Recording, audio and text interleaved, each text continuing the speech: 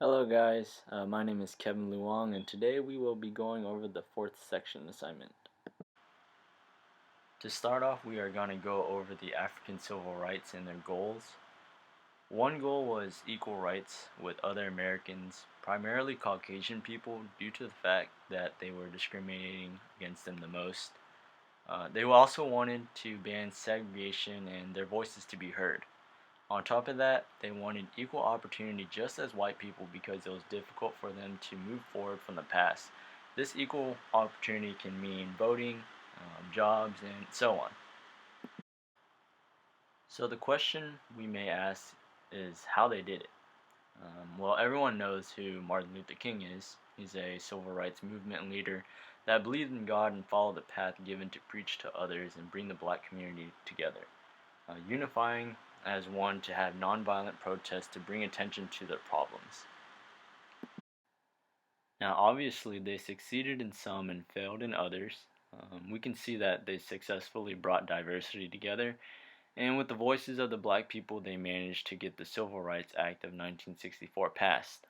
This entailed the ban of discrimination of race, religion, sex, and their origin.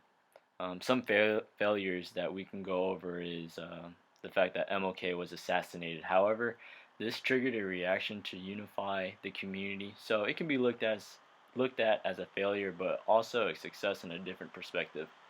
Another failure is that racism still exists in today's society, but not just against blacks, but other ethnicities as well.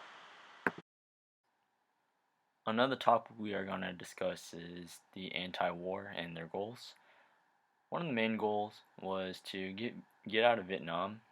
Vietnam will probably go down as one of the biggest wars the American troops has been a part of, but this also took a large toll on us as well.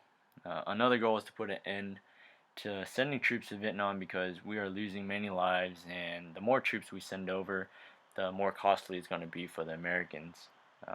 Another was to protest in nonviolent ways and to be heard and use the freedom of speech. Anti-war tactics use the same tactics as the African American civil rights movement, such as nonviolent protests, walkouts, and sit-ins.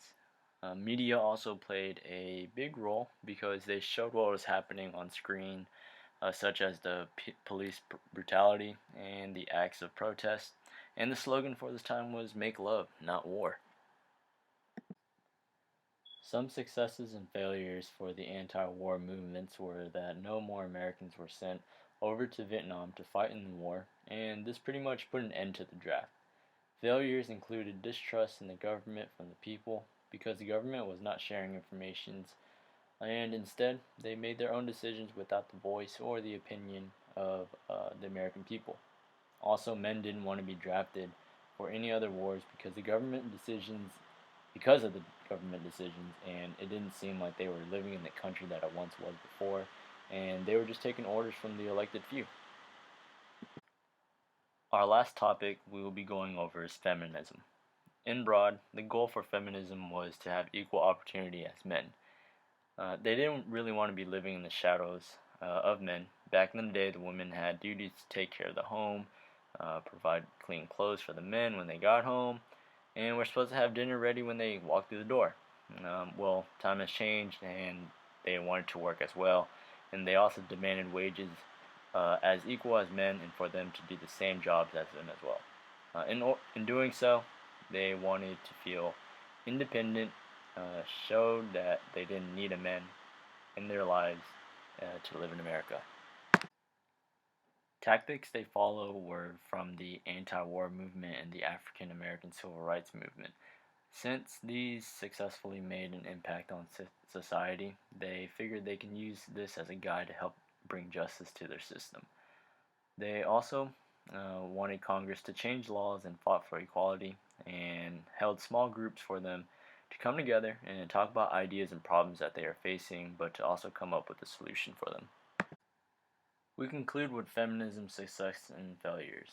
Roe v. Wade, in turn, led to legalization of an abortion.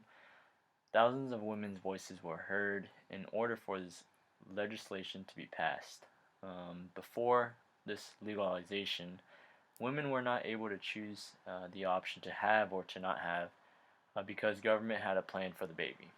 So after World War II happened, the economy was doing much better than what it was before, which allowed more job openings for the women.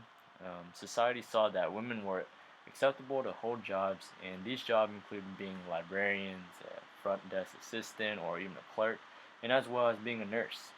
Some failures that included some failures included the failures of Equal Rights Amendment, and even though women had jobs, they were still low pay, or less paying than men.